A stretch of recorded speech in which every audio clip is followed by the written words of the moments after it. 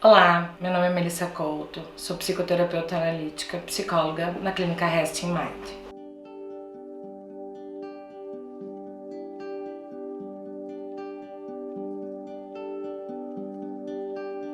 Esse papo de hoje com vocês é justamente para podermos conversar sobre esse momento do qual estamos passando.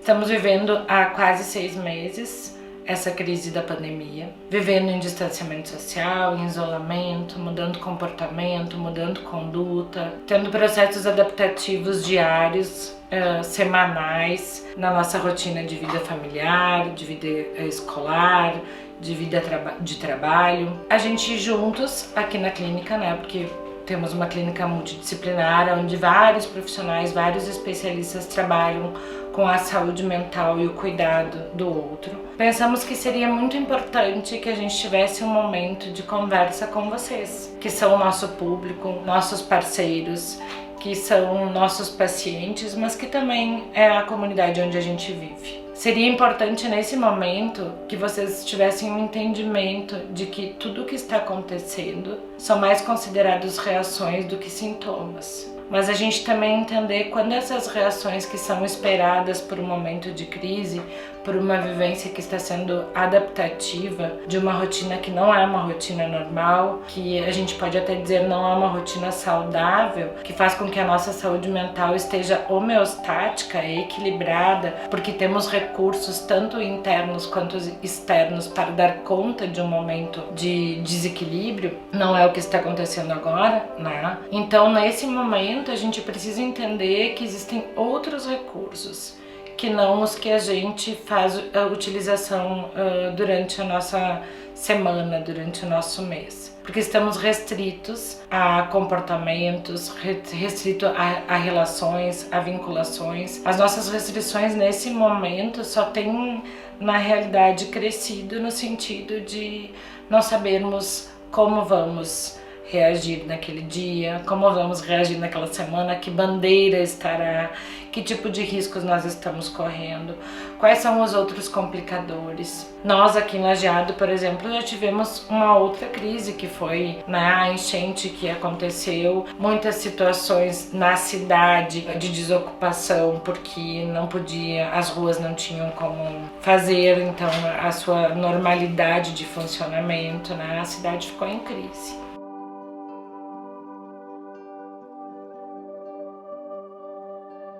Então a gente mal saiu de uma, está se adaptando a viver nessa crise da pandemia e já viveu outra. Isso acaba nos mostrando o quanto tem sido reincidentes esses processos, no nosso país e no mundo. O quanto, sem percebermos, estamos vivendo sempre uma crise atrás da outra. E aprendendo também a nos adaptarmos a novas situações de risco, a novas situações de medo, de angústia, de temor, de desamparo, de descrença, que são reações muito corriqueiras quando a gente passa por processos de luto. Quando a gente vive processos de crise, a gente vive também esse tipo de relação emocional, O processo de crise, ele é um rompimento. E quando a gente vive um rompimento, a gente não deixa de viver um processo de luto também. O que acontece nessa função do processo de luto, Nós não sabemos o que estamos perdendo, ou não sabemos ainda o que mais vamos perder. As famílias estão reunidas, estão tendo novos comportamentos rotineiros, novas formas de trabalhar, como a Emily já falou, novas formas de se relacionar, de se comportar, mas ao mesmo tempo, ainda assim, nós estamos perdendo convivências, perdendo relações, perdendo contatos, perdendo afetos. E mesmo que a gente faça isso de uma forma remota ou que encontre isso num lugar do virtual, ainda assim não é suficiente. Ainda assim nos falta. E quando algo nos falta, Freud já dizia, a falta é constituinte do desejo. Quando algo nos falta, a gente passa a desejar. Então, o que fazer com esse desejo hoje que não pode ser atendido, ou que não pode ser buscado, que não pode ser realizado, que não pode ser construído? A gente precisa sim se reinventar. Nos processos de luto a gente fala muito de readequação, de ressignificação, de elaboração. Nós estamos há meses nos readequando, nos reestruturando e ressignificando. Ressignificando os nossos sentimentos, ressignificando as nossas emoções, ressignificando as nossas relações e fazendo desses processos doloridos processos novos de ressignificações, né? O que a gente costuma dizer e o que a gente tem tentado fazer aqui é ter tentado abrir esse espaço. Esse espaço não só de acolhimento, mas esse espaço de escuta. A clínica tem trabalhado muito, os profissionais aqui têm trabalhado em tempo integral, a gente tem aberto a clínica de segunda a sábado para realizar o trabalho e a demanda tem aumentado.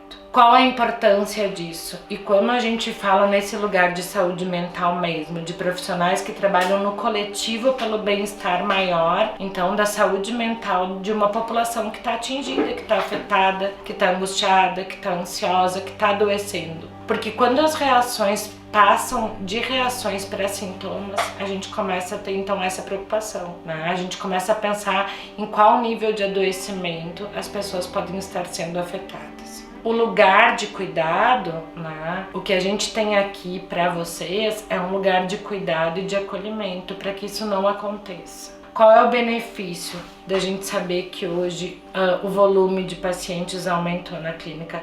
É de estar tranquilo, sabendo que as pessoas estão buscando um cuidado, que as pessoas estão achando uma forma, encontrando uma maneira de se preservar e de se manter equilibrado em meio a todo esse caos que a gente está vivendo. Mas existem pessoas que não estão entendendo, não estão conseguindo ler no seu corpo, no seu comportamento, qual é a propensão de adoecimento do qual o seu corpo, a sua mente e o seu emocional está respondendo. Então, o trabalho da Resting Mind nesse momento está sendo muito relacionado a poder dar um auxílio a vocês. Não só com o nosso espaço de atendimento, não só com o nosso espaço de escuta, né? Mas podendo produzir material, então, para que vocês entendam e passem com uma saúde mental mais adequada por esse momento de crise, junto com o que nós temos para oferecer. É importantíssimo vocês saberem e entenderem sobre autocuidado, sobre ter um espaço de escuta, ter um lugar de acolhimento, mas também poder promover sozinho a sua saúde mental.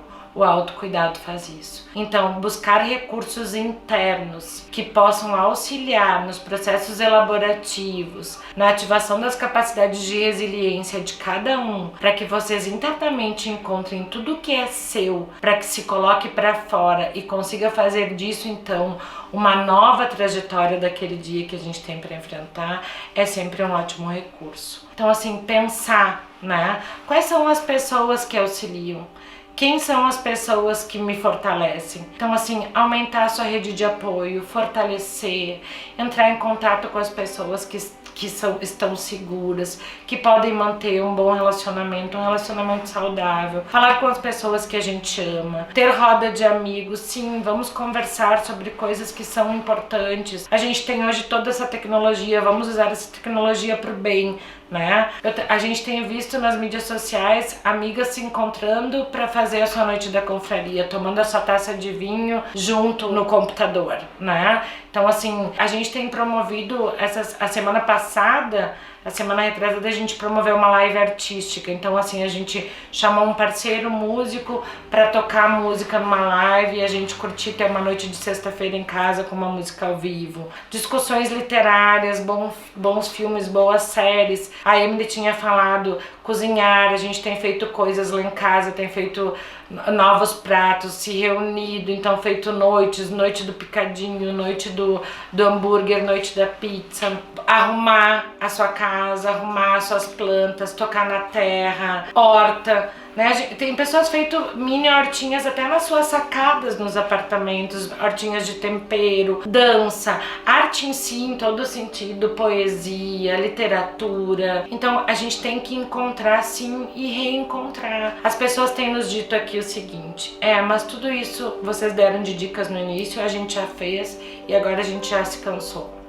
Agora a gente já tá um pouco fadigado disso. O que é necessário então a gente fazer? É redescobrir. Quantas pessoas têm redescoberto seus talentos, redescoberto habilidades, né? E também entendido que podem fazer coisas diferentes que não fizeram ainda. Olhem para dentro de si. O mais importante agora é a gente aprender a conversar com a gente mesmo. É poder olhar e saber que tudo o que acontece ali fora vem de dentro. Então, o que a gente faz é de dentro para fora. Se a gente trabalhar nesse sentido de compreender o que está aqui dentro e como a gente vai fazer com que isso vá para fora de uma forma saudável, de uma forma construtiva, isso vai então nos permitir viver em harmonia com a sociedade, com as relações, com os vínculos, com os trabalhos e com as dificuldades e os conflitos também. Então pensem que se esse momento que a gente está vivendo está acontecendo de uma forma atípica, incerta, imprevisível, improvável, que a gente então faça disso algo que seja produtivo, né? Vamos parar para pensar, vamos parar para nos enxergarmos, vamos parar para um momento de reflexão e de aprendizado. Vamos tentar pensar que isso precisa ter algo positivo em meio a todo esse caos. E não há nada mais positivo na vida, nem no mundo, do que a gente poder fazer as pazes com a gente mesmo. Então assim, sejam mais generosos com vocês, sejam mais bondosos com vocês, se perdoem sobre as suas dificuldades, né? E potencializem as suas habilidades, resolvam encontrar o que há de melhor dentro de cada um e busquem fazer disso algo muito fortalecido, porque em momentos como esse, tudo que a gente tem para fazer nada mais é do que se reinventar e ressignificar as coisas que não estão como deviam estar. A aprendizagem. Então, processos de luto, quando se perdem as coisas, quando as coisas morrem dentro da gente e fora da gente, a gente precisa entender que se inicia um novo ciclo. A gente está com uma perspectiva de um novo ciclo vir por aí. Vamos fazer com que tudo isso que está acontecendo nesse momento sirva para que a gente aprenda, para que a gente se reinvente, para que a gente faça então uma versão melhor de cada um de nós, para que a gente consiga valorizar aquilo que é importante, para que as famílias estejam mais fortalecidas e mais unidas, para que as nossas relações internas sejam mais positivas e mais bondosas e para que a gente consiga, além de encontrar o melhor de si, dar o melhor de si para o outro. Porque também isso veio nos ensinar do quanto a compaixão é algo que movimenta montanhas. E foi a compaixão e foi a empatia que nos manteve não adoecidos nesse momento. Então nós queremos poder possibilitar a vocês que vocês também estejam nesse equilíbrio, nessa homeostase do cuidado e da saúde mental junto conosco aqui da Resting Mind. Então até a próxima, curtam o nosso canal, sigam as nossas páginas e logo a gente terá um material novo disponível só para o bem-estar de vocês. Muito obrigada!